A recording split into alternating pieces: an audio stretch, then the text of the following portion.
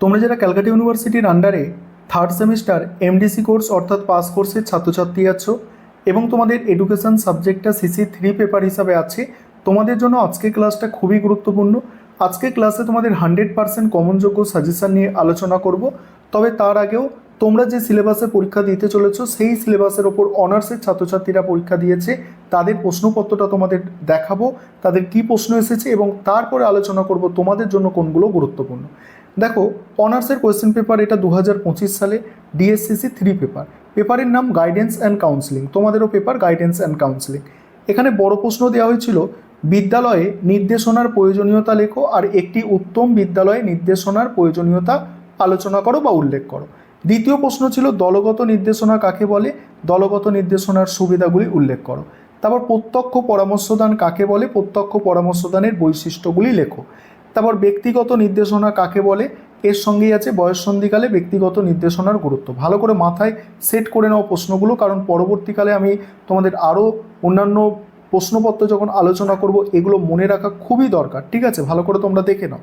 ঠিক আছে, এবারে কি হচ্ছে দেখো, 5 নম্বরের এসেছিল এবারে শিক্ষার্থীর জীবনে ব্যক্তিগত নির্দেশনার গুরুত্ব, শিক্ষামূলক নির্দেশনার কাজগুলি উল্লেখ করো, সমন্বয়ী পরামর্শদানের বৈশিষ্ট্য, নির্দেশনা ও পরামর্শ দানের মধ্যে পার্থক্য, দলগত নির্দেশনার অসুবিধা, প্রত্যক্ষ পরামর্শদান বলতে কী বোঝো, এগুলো এসেছিলো। এবং ছোট প্রশ্ন 2 নম্বরে এগুলো দেখে নাও, এগুলো 2 নম্বরের প্রশ্ন হিসাবে দেওয়া হয়েছিল। এবার তোমাদের আমি মূল সাজেশান আলোচনা করব। তার আগে যে বিষয়টা তোমাদের বলার আছে যে গতবারে অনার্সের কী প্রশ্ন এসেছিলো এবং গতবারে জেনারেল কোর্সের কী প্রশ্ন এসেছিলো সেটাও তোমাদের আগে দেখাবো, তাহলে তোমরা রিলেট করতে পারবে যে কিভাবে প্রশ্ন পরীক্ষায় কমন আসে। দেখো, আগে তোমরা এমডিসি কোর্স, গতবারের এমডিসি কোর্সের কোয়েশ্চেন পেপারটা দেখো, একটু ধৈর্য সহকারে আজকে ক্লাসটা দেখবে, আশা করি তোমরা অনেক উপকৃত হবে। এটা হচ্ছে গতবারে এমডিসি কোর্সের কোয়েশ্চেন পেপার 2024 সালে। এখানে কি এসেছিল, দলগত নির্দেশনার সংজ্ঞা দাও, দলগত নির্দেশনার সংজ্ঞা দাও। তার সঙ্গেই এসেছিল কি, যে দলগত নির্দেশনা ও একক নির্দেশনার মধ্যে পার্থক্য, দলগত নির্দেশনার সুবিধাগুলি আলোচনা করো। তাহলে এই প্রশ্নটা তো তোমাদের এবারে আর আসবে না, এটা তৈরি করতে হবে না। এবং এই প্রশ্নটাই ঘুরিয়ে ফিরিয়ে এবারে অনার্সে প্রশ্ন হিসাবে দেওয়া হয়েছে যে দলগত নির্দেশনা কাকে বলে, দলগত নির্দেশনার সুবিধা। ঠিক আছে, এটা অনার্সে দেওয়া হয়েছে 1 নম্বর প্রশ্ন। তোমরা ভিডিওটাকে একটু আগে নিয়ে গিয়ে দেখবে, তখনই বুঝতে পেরে যাবে। তারপরে বৃত্তিগত নির্দেশনা বলতে কী বোঝো। ঠিক আছে, এখানেই ছিল আধুনিক শিক্ষা ব্যবস্থায় বৃত্তিগত নির্দেশনার কার্যাবলী।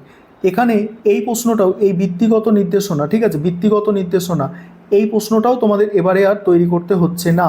তারপরে পরামর্শদানের সংজ্ঞা, পরেরটা কি, পরামর্শদানের সংজ্ঞা এবং সমন্বয়ী পরামর্শদানের বৈশিষ্ট্য এবং সুবিধা, এটা এসেছিল।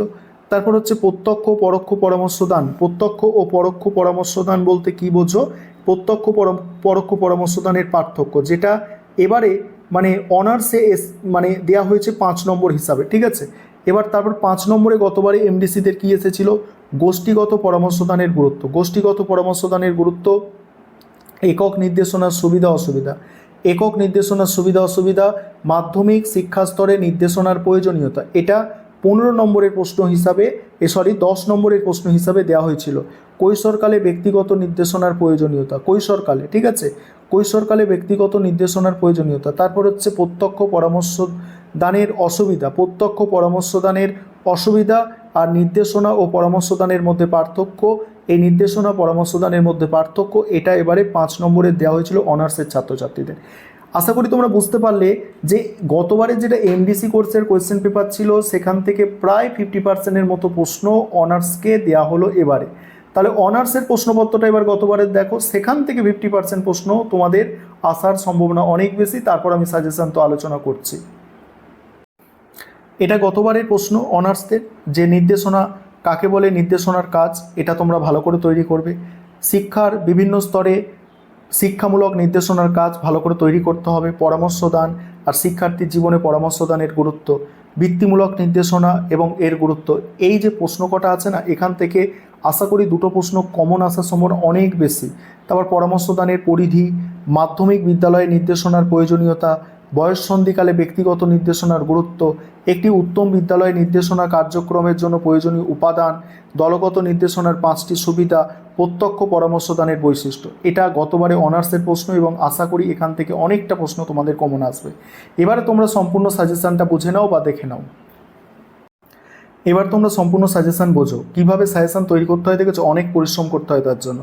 দেখো এখানে নির্দেশনার সংজ্ঞা, নির্দেশনার কার্যাবলী আর মাধ্যমিক বিদ্যালয়ে নির্দেশনার প্রয়োজনীয়তা। এই যে মাধ্যমিক বিদ্যালয়ে নির্দেশনার প্রয়োজনীয়তা এবং এই যে দুটো প্রশ্ন, এই দুটোর মধ্যে একটা আসার সম্ভাবনা অনেক বেশি, আর এটা গতবারে অনার্সে এসেছিল, গুরুত্বপূর্ণ প্রশ্ন। ঠিক আছে, এই দুটো মোস্ট ইম্পর্টেন্ট। এছাড়া এই প্রশ্নটা তোমরা একটু দেখতে পারো যে ব্যক্তিগত নির্দেশনা বলতে কী বোঝো, এর সুবিধা অসুবিধা। ঠিক আছে, তারপর দেখো, তারপরে 5 নম্বরের প্রশ্ন, প্রথম যে ইউনিট আছে এখান থেকে নির্দেশনার কার্যাবলী। ঠিক আছে, নির্দেশনার কার্যাবলী ভালো করে দেখবে। মাধ্যমিক শিক্ষান্তরে নির্দেশনার প্রয়োজনীয়তা।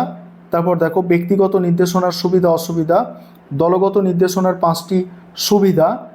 এইগুলো হচ্ছে 5 নম্বরের প্রশ্ন। একটি ভালো বিদ্যালয় নির্দেশনার কর্মসূচির জন্য প্রয়োজনীয় উপাদানগুলি। ইউনিট 2 থেকে কি, ইউনিট 2 থেকে শিক্ষামূলক নির্দেশনার সংজ্ঞা। শিক্ষামূলক নির্দেশনার সংজ্ঞা, শিক্ষার বিভিন্ন স্তরে শিক্ষামূলক নির্দেশনার কাজ, একদমই মোস্ট ইম্পর্টেন্ট তোমাদের জন্য। ঠিক আছে, এই প্রশ্নটা। এবং দ্বিতীয় প্রশ্ন দেখো, বৃত্তিমূলক নির্দেশনা এবং শিক্ষার বিভিন্ন স্তরে বৃত্তিমূলক নির্দেশনা। এই দুটোর মধ্যে একটা প্রশ্ন তোমরা 10 নম্বরে কমন পেয়ে যাবে। আরেকটা দেখে রাখতে পারো যে ব্যক্তিগত নির্দেশনা এর অর্থ এবং কিশোরদের জন্য এর গুরুত্ব আলোচনা করো। ঠিক আছে, এটা গেল। এবার 5 নম্বরের প্রশ্ন এখান থেকে দেখো, শিক্ষার বিভিন্ন স্তরে শিক্ষামূলক নির্দেশনার কাজ, তারপরে বৃত্তিমূলক নির্দেশনার গুরুত্ব। কৈশোরকালে ব্যক্তিগত নির্দেশনার প্রয়োজনীয়তা, একদমই মোস্ট ইম্পর্টেন্ট প্রশ্ন তোমাদের জন্য রাখা হয়েছে। তারপর 3 নম্বর ইউনিট হচ্ছে পরামর্শদানের সংজ্ঞা, তার সঙ্গে আছে কি গুরুত্ব বা পরিধি। ঠিক আছে, এখানে তারপর পরামর্শদানের কৌশল, নির্দেশক, অনির্দেশক, সমন্বিত, 3টে কৌশলের মধ্যে একটা কৌশল আসবেই। তারপর হচ্ছে সমন্বিত পরামর্শদানের বৈশিষ্ট্য সুবিধা, প্রত্যক্ষ পরোক্ষ পরামর্শদানের সংজ্ঞা, পার্থক্য। এই হচ্ছে তোমাদের সম্পূর্ণ সাজেশান। এবং এখানে 5 নম্বরের প্রশ্ন দেখে নাও, এইগুলো ভালো করে করে যাও, একদম টেনশন মুক্ত থাকো, সব কমন পাবে।